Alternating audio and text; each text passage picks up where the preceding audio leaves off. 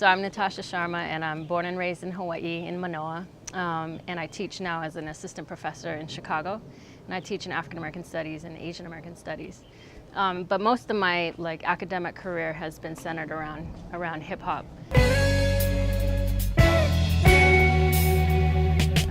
So I teach it, I study it, and I really am invested in the politics of hip hop.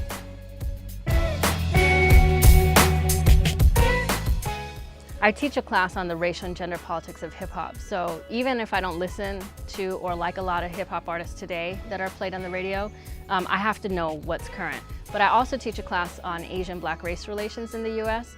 And I mean, it really taps into your question. Basically, I think when Americans think about Asians and Blacks or Indians and Blacks, we don't think that there's anything in common. Or we think one is a model minority, doctors, engineers, recent immigrants, funny accents, and we think African Americans are US born, biggest minority in the US, working class. We have this stereotype. But actually I think Indians and Blacks have huge things in common. The British colonized India and took them and enslaved Africans to places like Trinidad. So you have Indians and Africans together and a mixed population, places in Africa like Kenya, Uganda. So you had a lot of interactions.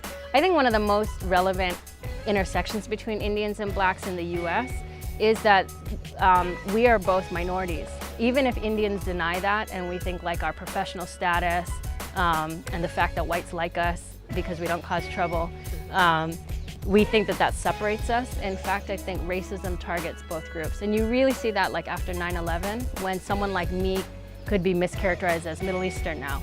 And so you can see we're, non-whites, no matter what background you are, you're not safe from racism. And I think that that's something that hip hop has the ability to teach Asians, is that we have a lot in common, and that inequality, unfair access to education, the juvenile injustice system, the general injustice system is not a Black issue, it's a people of color issue.